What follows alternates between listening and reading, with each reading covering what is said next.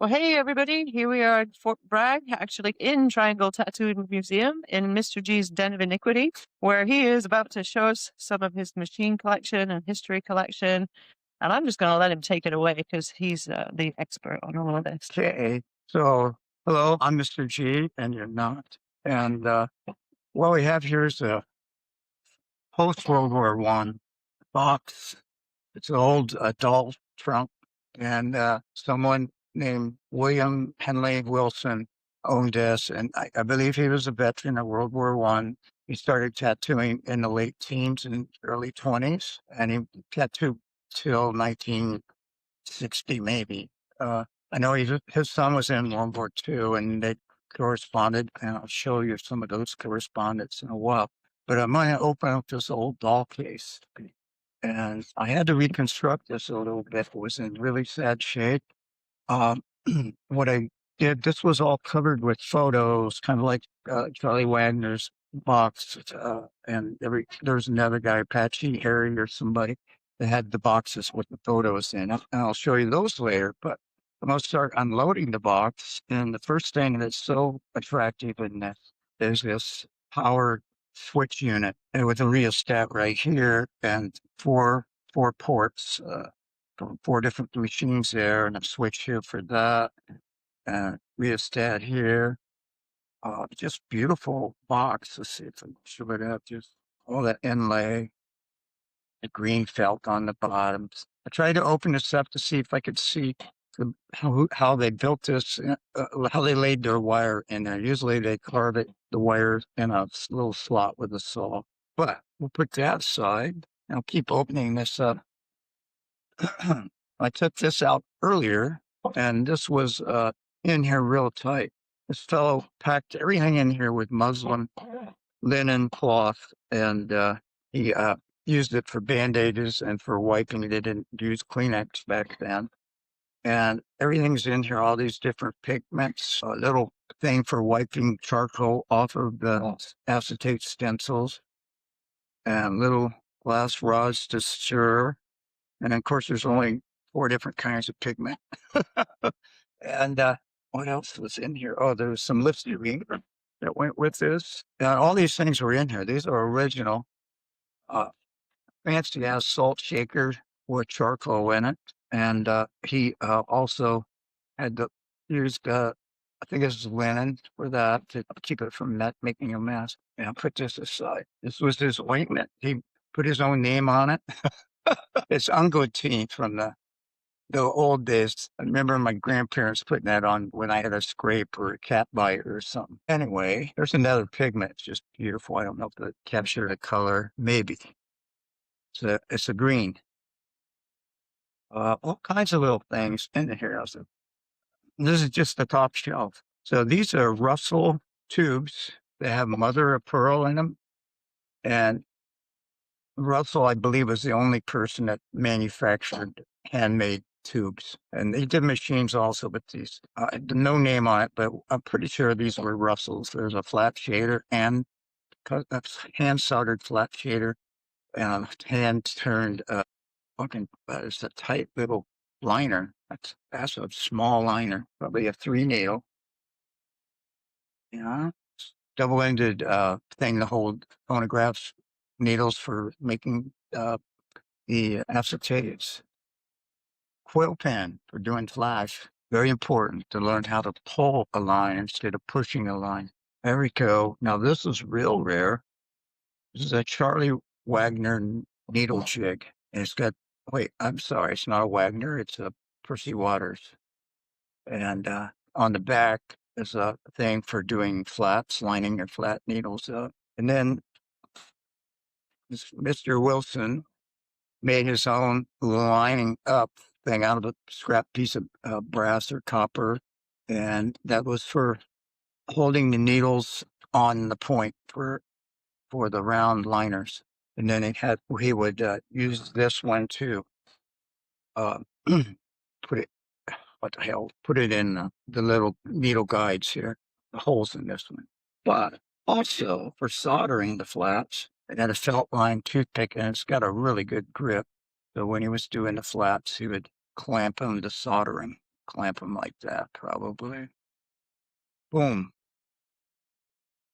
Of course, they never changed their needles, so they had to torque them down really good as a screwdriver and pliers for torquing down on needles or tubes. Use a compass point to also carve his stem cells. Fingernail file for cleaning points. This was all in here. A little bit of solder and a little bit of coil wire, which they used to connect the 6-volt batteries in a series or parallel to make it a 12-volt. Then the machines. I have 3 Wagners in here. So these are not the oldest Wagners. These are the ones that are marked with New York City. I think he made some with the Bowery written on them, but these were pretty corroded because they had acid in here and it sat for hundreds of years, decades with acid in the atmosphere. And then all I did was wipe them off. It was just a slight bit of WD-40 and it cleaned right up. And then you can see how old the tubes are. This is not an old school tube. That's the tube that we learned to tattoo with. We didn't have those 5-inch round fucking stainless steel things. Okay, so I have 3 Wagners in here. And one of the competitors of Wagner was Phelps. So we have, they look just identical. This is a Phelps. Again, they're just really delicate little machines. And I like pointing out the size of the tube. And I don't think they changed the size of the tubes until Ed Hardy started needing to have a fatter grip, and he did not use stainless steel. He used plumbing insulation to fatten up his grip. Anyway, that's a little bit of history. Yeah, that's a good little bit of history. I love it when they say I'm old school. They got a grip that size.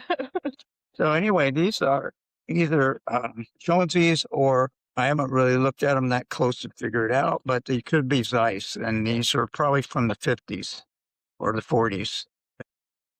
He stepped up to more modern, and there's the little click clips. I like those. They're little modern clips from the 30s or 40s. Is that a plexiglass side plate on those? Pardon? Is it plexiglass? Yeah, some kind of plastic. And that was to do what, the side plate there? I think, during World War II, there might have been more plastic than there was in steel and nickel. It was just the alternative. So all these things come out. The tray. So the other side, knock some things over. I already showed the pigments. So in here, it's a 1,000,000 It's the power supply, which was an old train. It was kind of like a power supply. It just lowered the voltage. It was still AC, but it just lowered it to voltage. I've never tried that, but I do have a fire extinguisher. I might try it later with Pim in the room. She could put me out if I'm on fire. But in here is every beautiful cord that you need with the old pin pieces on the end. And I noticed that he cut off these wraps used to be for telephones and telegraphs, and they had a little cord that came out, and a lot of times they wrapped that cord around their back upright on the machine so they wouldn't pull out. And enough to do 4 machines. And here's an antique water foot switch that goes to a battery, and it's plastic. It's some old kind of plastic. It's got a nice spring in it, hinged really well. I'm looking at the plastic. It could be some kind of wood, but I believe it's plastic. Was that back then, like Bakelite or something? Yeah, Bakelite, but I'm looking at it. It looks like it has a grain in it, just a real hardwood grain. So actually, it's some kind of painted, probably New York shipyard paint. All right, so we got that. That's a foot switch. There's some more wiring for whatever. It's like all like household wiring and stuff, but I guess it was all running on AC, right? These machines. Oh, well, in New York, it was running on DC DC? because the elevators and the whole city was powered out of Niagara Falls with DC power. So it was wired right in the wall. So I saw a picture of Wagner working, and they had it plugged in the wall. And I go, what the fuck? Plugging your machines right in the wall. That's crazy. So in here, I have a hand poking thing that used to come with some of the suppliers kits, and the needles wore off of this, but this is just a regular piece of hickory or wood. And it's got a slant on it, so this would be used for a liner. It's got a slant cut in there, and then they would just tie their needles in there with thread, silk thread. And then there's a piece of that linen which turned yellow. But in here's a million pre-soldered needles ready to go to the carnival. And they wrapped them up. They wrapped them in and put unguentine on the tips. So these were probably all nickel, like spokes or something. But you know, they used to make their own needle bars. It's got everyone's a handmade loop on it. And I got everything. I found 10 needle flat shaders in here, which to me was a surprise. And then they just hammered that flat needle bars out for that. Trying to get it separated. There we go. God, that's a nice, I can't believe it. Yeah, that's a nice little 3-needle liner. And then it did fine work back then. And then there's the flats. And we move on here. Oh, God, what the hell do I have? Grouped up needles already grouped together. There's the flats already grouped up and wrapped in unguentine. And I guess when you're on a road and you're really busy, it's good to have some backup in case you run out of needles. But they didn't change the needles so much. I don't know why you'd want to do that. I mean, they didn't start changing the needles till the late 70s, early 80s. There you go. Okay, more cool ass stuff. I'm not sure what color this is. It might be just, oh, it's opening. Ooh, wow. That'll make you have some allergic reaction. That's a beautiful orange red. See what colors in here. Oops, it's going to open. That was for black, for dipping your black. I got hundreds and hundreds of needles from, I think they're from England. Yeah, they got a lion on this, so I know that's from England. Yeah, I got a whole corner of this is just filled with needles. And some silk thread, pink. I guess it would turn black after a while. And Use that to wrap your trees. look at that. Whoa. Something for hanging a curtain up for. And then there's a whole beautiful tin of parts. I got springs and A-bars, all kinds of tubes, one-piece springs with a little hole in it to put the silver points in it. Screws for electrical and screws for machines, little box. Probably a tobacco. Yeah, sort of chewing tobacco and cool old boxes from wherever. So where did you come across this box? Where did you get it? I came off of this. Somebody called or messaged me on the internet wanting me to put a fair price on this. And because of all the Wagners in there, I kind of priced it on the Wagners. And then I said $10,000 to $15,000 for the whole kit. That was fucking 12, 13 years ago. I'm not sure it's worth more now, but I offered to buy it for 10,000, and I thought that was fair, and he thought it was fair, and it wasn't his. There was an old lady who was a relative to Mr. whose basement flooded in Pennsylvania there during one of those floody days, floody season, and it ruined everything in her basement. So this was high enough that it didn't get wet. Cool. But all his other things were destroyed in the flood. And she just wanted to get that cleaned out and get her furnace running again and whatever. So the heating and plumbing guys, they told her to put it in a big pile out in the front yard and throw the shit away. And this plumber picked it up just because it stood out. And he wasn't a tattoo person or anything. He had no clue. And that was a gold mine for him. That was icing on the cake. And I bought this story. I put this on the internet and all the collectors I knew to see if it was stolen or something. And I had it on there for a month or two. I bought it, and then if somebody wanted to claim it, they could get it back. But no one claimed it, so I just kept it. It's in the right place. It's in the right place. So Anyway, so I already showed you the machines, didn't I? Well, We're through the box. we went through the box except for Oh, the picture. it's from myself. This, like I said, this box, it was from North Cumberland, Pennsylvania. And he was married to a woman named Helen. And he had a son, Robert, John, and Donald. And they were born in the early 20s. And anyway, all these old pitch cards were in there, and many of them were signed on the back. And everybody's in the history of seeing these cards before, but the ones that are signed, it was Lady Viola. She must have been touring a lot on the East Coast. There's Lady Viola there, but I have a couple that were signed on the back. You can see them. There, I get a little closer. This is kind of hard to do. I don't have my glasses on. It's hard to see what I'm doing. That's okay. So we muddle through. I do that all the time with the podcasts. It's really funny when you get my age. You don't care if you tell people you can't see because they want a tattoo anyway. This is one of my favorite attractions is Stella Grassman. I actually have a machine in the Museum of Duffy and Hearst. And I like this one. I think Willem tried to put that on the play with his ink and draw us a tattoo that was faded out on that one. Yeah, but these things were inside the trunk. They were gum, like some kind of gum adhesive, and they were just falling off every time you open the trunk. They'd fall off. So I just removed them and put them in this protective thing. And Viola, there we go. See if that one is signed. You know, back then too, my grandfather had a second grade education. He could spell and stuff. There's the man, it's William Henley Wilson. And now these cards are World War II and they're dated 1943. And these are for his son who's in the military. And he picked up these cards near base or somewhere and he signed them and talked about the war.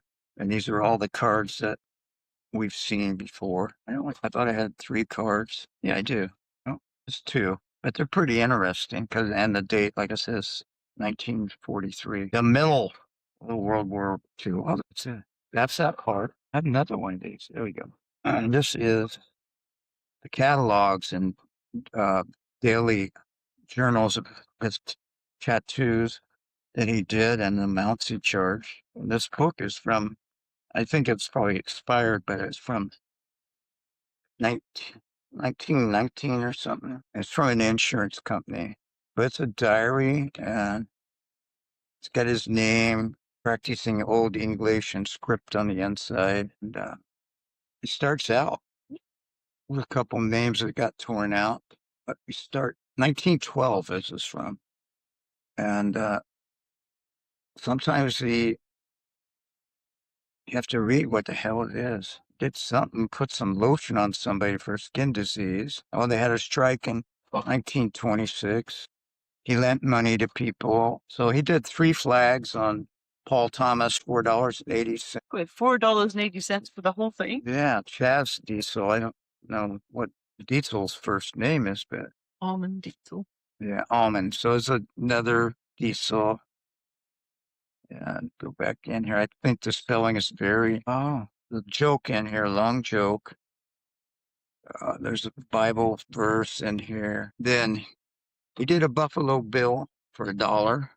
He did what kind of rose is that? A rose and a lady on a rose. And then he's got people's name. He did an Indian head for $2.50, a gypsy head for $2, a lady with a star. And then he did an eagle. EGAL for $1.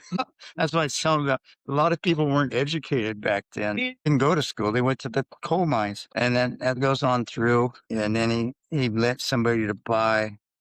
He sold some used boots, work boots to somebody at the coal mine. They paid him in payments. Then he has all these people who during World War II were in the military hospitals in Pennsylvania. And then he bought some stuff from Chicago Supply Company.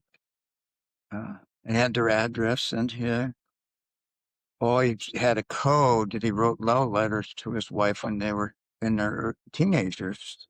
And then here's domestic postage rates. 3rd class for 2 ounces, a penny per ounce, a bunch of stuff. That's super cool. Yeah. I was looking for other addresses in here. Oh, okay, well there's another book. Oh my God, more tattoo. I did a cross for $1.50. Crossing Angels in 1947. In 44, he did an Eagle Head. He must have just traveled with the circus on occasion. They probably took the circus of Carver, probably took a little bit from what he tattooed, so he had to write them down so they could get their cut. His phone number was 241R. Well, I'm reading these tattoos. Oh, he did a whole chest piece for $10. And what year was that? That was in 1929. Okay. He was with the Marx shows during the Depression, 1932. A lot of these were just small little mud circuses, 34, 36, 37. I think he just put down when he was in with the shows, traveling, because they're just like 1 days, 2 days kind of things. Just drove over there and tattooed for a day or two. Okay, that's enough. Oh, God, I keep getting into these things. I know, like it's easy. You start reading them, you're like, wow, look at that. Oh, well, these are real fun. Probably should copy these and publish them on the internet or something on the history group. Okay, so here's a catalog for Fowlkes, I believe. Now, this is a Waters catalog. It's falling apart, but for $30, you could get an outlining machine, a shading machine, connecting cords, extra needles, switchboard with rheostat, 6 large-sized jars of imported colors, 2-ounce bottle of German intense black ink, a book, instruction book, 4 sheets of hand-colored flash, foot switch and cord, the 20 by 50 sheet of celluloid and a stencil cutting tool for, putting your mark in it, but there's a Waters thing. $30. And then these are nice images of the different models. He has a kind of like a cutback one here. And the machines individually, wow, the shading machines. Oh, 2 shading machines. They were $4.50 each. So this is later on because I know they sold for $3 each earlier. Okay, I'm trying not to go down the rabbit hole with all this stuff, but it's cute and pretty interesting. I'll go right ahead to the Fowlkes and to the hand-signed letters from, there's a Fowlkes catalog. It's just a total ripoff of the Waters or the Wagners. I never saw Wagners, but I'm assuming they're all pretty similar. And this, I don't know what year this was, but there's a Fowlkes and it's just like a Waters. It's got everything in it. It's same prices and all. Okay, here's some more cards. This guy is an artist from Baltimore, I believe. That guy, a bank robber. I forget his name, but he's a bank robber.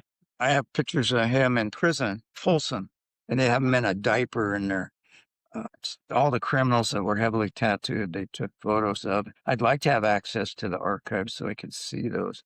Martin was saying that he gets a lot of his information from the court records about a lot of the old tattooers because they were always in trouble. Oh, they were in trouble, yeah. Okay, here's a handwritten drawing from Waters, is telling him how to use the jigs and how to solder his needles. That's cool. That's Steve Waters' hand-drawn picture. That's pretty good. I think I have another one in here where he's showing how to hook up batteries in a series and some Percy Waters propaganda here. There's another artist guide, full instructions on tattooing. And there's some Zeiss splash. Chuck Eldridge was telling me that Zeiss used to send, if somebody bought something from, he'd send out complimentary little pieces of flash and encourage, that would encourage them to want to buy some. Yes. And I think we went through that pretty good. I was looking for the handwritten note. That was important. I could read these books all day. That bank robber, I can't remember his name, but he hung out down at Tahiti Felix down there in San Diego. He hung out down there sometimes. Pictures of him getting tattooed, and sometimes he's bald. He's got the 1920 haircut though. It was cropped on the side and long on top. Anyway, blah, blah, blah. We finished that one. Yeah, we're going to move on to the other one. We got another one over here that people might like. This is one of 19 Edisons in the world. And it's registered as a serial number on it. It's one of the first electric motors ever made. It was an autograph machine for making silk screens, and it would carve it into write handwriting into the silk. So this is number 4354, and these were manufactured and sold by AB Dick. But one of the things I like in this, and it's not touched too much and not cleaned up too much, but there's red pinstriping there and these little coils, and this is not magnetic. It's nickel. No, it wouldn't be nickel. It'd be plated brass or something. And it's got a steel magnetic. So it's coil and rotary. Like, can you explain how it actually works? Yeah, that what you have a positive and a negative, and you spin this thing, and it just takes off, and it'll keep going. It's like perpetual. So it's the one magnet's rejecting, one magnet's attracting. So it's just keeps going in motion. And then there's a little. I'm trying to see how to show this needle bar on there. How did I show that? Oh, it's hidden. There's a cam on there. It goes up and down, and actually it's not hooked up. So needle bar is there, but it's not engaged in the cam, so it doesn't go up and down. Sorry, I'm just digging it myself, but I love the way they screwed on the tube. And the tube on this thing is really fine. And this man that had this, his name was Samuel Kreider. And I have the box that came in with his name and address and the stamp on it, so I know what year he bought it. I don't know off the top of my head. The positive and negative goes right here. Everything's petite in this. I'll tell you what, we'll take a break in a little bit and I'll open up the mimeograph thing with the patents and everything that went with this and show you how they packed this machine. And this box is out of sight. And we'll move some of this stuff back, okay? Yeah, yeah. And then we'll get the kit out. Now we're just excited to see the rest of it. All right. I'm going to put all this back the way it goes. And it's packed so tight, I have to get everything the way it went. Then what's missing is the linen that was just packed in there like foam or something. It all goes up here, the little stuff. And I can't put this up top because it won't shut. I do put it up and it does shut. Can't remember how to pack this back together. Okay. The hard part is this box. Here's a little charcoal that also he used to clean his soldering gun with. There's something else in here. Little parts of something. It's all dirty from pigment, so I'm getting dirty here. Oh, it's just a tack. Couple tacks for cutting stencils. Yeah, hopefully I can remember to put this thing close. So we're talking about the Edison. So that's all of the patents. I love that decal. And the first patent on this was 1876. And then the last time he patented it was July 1898. And then he patented it in Belgium in 94. And England just kind of got scratched off accidentally. Anyway. So this is the mimeograph box. Oh, yeah. This is a whole mimeograph with the instructions. So this could be from 1896 or 90, whatever, because that was the last time they had the patents on here. So this is the pad where you'd roll the ink on, smooth it out on your roller. And then this is, there we go. That's where you would lay your paper down. This is where you would roll it after you put that on there. Whoa, there we go. Whoa. And there's a lock on that for rolling your paper. So this is an old latex rubber roller for spreading the ink. If I can get it out. It's a little corroded. I would make a nice pattern if you're on acid or something. Okay, so there we go. That thin thing in there. Well, there's more instructions in the bottom too. And then there's a little guide for doing music. A lot of people would mimeograph music with these. So schools would have them, or music teachers. And then besides the machine the machine would go on this side. It would be in a box, like this. And then the machine, I have the box in the museum and in other places. So this would come with the little rotary machine in the kit. Is that the ink in there? That's the. Oh, oh yeah. It's still. Hey, that's I could do tribal with that, right? Shit. I'll put the lid back on it.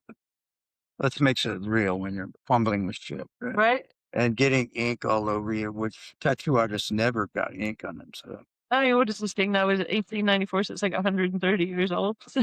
Pretty wild. Yeah. So this is. I want to. Can you? See, I'll put this down for a second so I don't cut my arm off or something. This is heavy. Yeah, pass it to me. I think it's fucking lead or something on here. There we go. Real heavy slate. There we go. I'm gonna open this up again, see what this music stuff is. Well, there we go. Somehow Okay.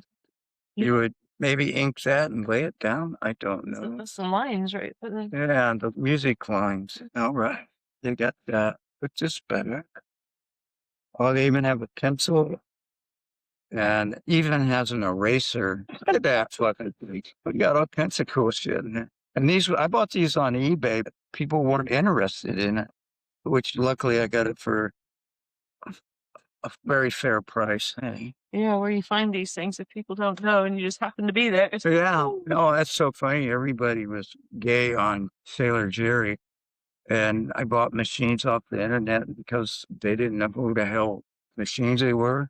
They thought, oh, everything has to be Sailor Jerry. And I get them, and nobody knew. I got an Edward Brown. I got a Kempke. I got a lot of good machines from people that had no clue. Mm-hmm. And so this, if I find the end of it, this is cellophane, but inside here is real silk. And I don't know if you've ever seen people doing art on silk. Yes, this is for laying out the music. Wait, you can write on this. This is real fine paper for doing music. A.B. Dick, but there's also, I thought there was other kind of paper in there that was blank. This belonged to a music school or a music teacher, but this was like a silk screen paper or fabric. Yeah, rice paper. Yeah, it's kind of a rice paper with a wax coating on it a little bit. They wouldn't take that machine, which I'll get back to, and make a little perforation in there. Oh, here's some more stuff in there. Let's see if I can. Yeah, there's stuff in there. Gotta line it up. Oops, there we go. Here's the cap. Yeah, there we go. Anyway, blah, blah, blah. Oh, it's got the old smell to it. That's so great. Yeah, the old attic smell. Attic smell. Damn, this machine is so beautiful. It's so precision. But the only drawback is that this has lost the insulation on the wiring. It had a white latex insulation on it that just totally went away. And there's iron in there. So what you have to, I took a toothpick. I just made sure that the wires were all clear of the metal. And if it gets touched by somebody and the wire gets hit in the metal, then we're screwed. But I see where I really have to worry about it right down in here. Anyway, I love that little screw for adjusting thing. So that would have been in the box over here. Okay. I think we did that one. Put that there. Cool. So if you want to come here and hit me in the head for this, this is an off-site fucking deep storage. Burglar alarms, fire alarms, water fucking alarm. Okay, we did that. Oh, I got this other old one.